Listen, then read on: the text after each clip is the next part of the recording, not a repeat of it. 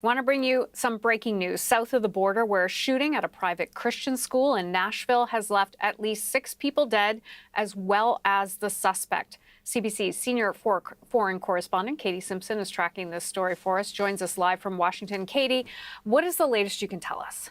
The call came into authorities around 10:13 this morning for a shooting inside that school. It's called the Covenant Christian School. It's actually a private Christian school that's actually attached to a church.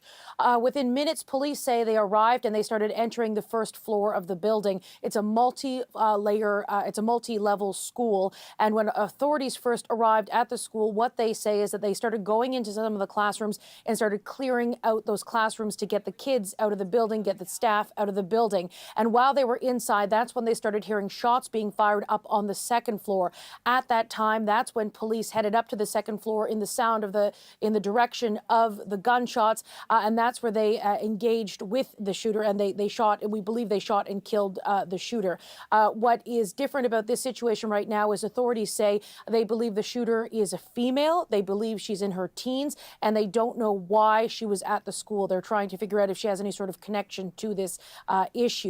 What we can confirm is that before police were able to stop the shooting and before the shooter stopped firing bullets, 3 children were killed. And this is a school for little kids. This is kindergarten, I believe pre-K to grade 6. So these are little kids.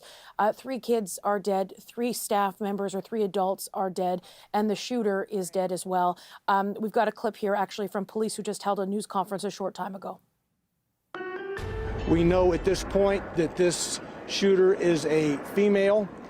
She appears to be in her teens, although her identification has not been confirmed at this juncture. We know that she was armed with at least 2 assault-type rifles and a handgun. We are efforting now to identify her. And so that is the work that police are doing right now. But what has unfolded at this school is a scene that we've seen in the United States so many times before.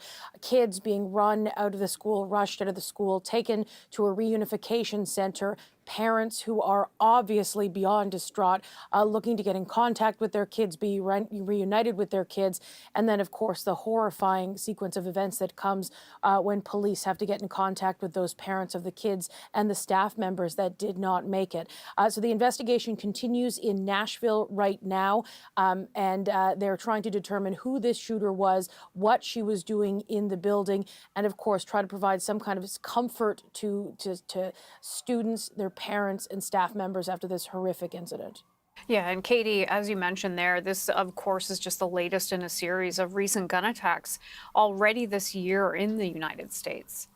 Yeah, the United States so far, according to the Gun Violence Archive, which is something that every time there's a mass shooting, you go and you look at it, because it is something that does happen with frequency in the United States, like no other Western nation. And so far this year, according to the Gun Violence Archive, there have been 128 mass shootings in the United States. And we know we've covered a number of them this year, some of them taking place at schools. There was one in Colorado, I believe, just a few weeks ago. We also saw what happened at Michigan State University.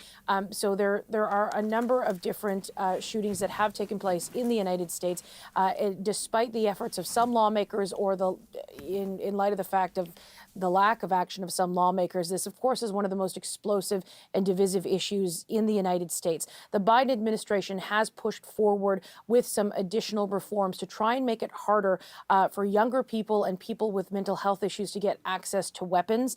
And that, of course, went in the aftermath of a mass shooting in the United States.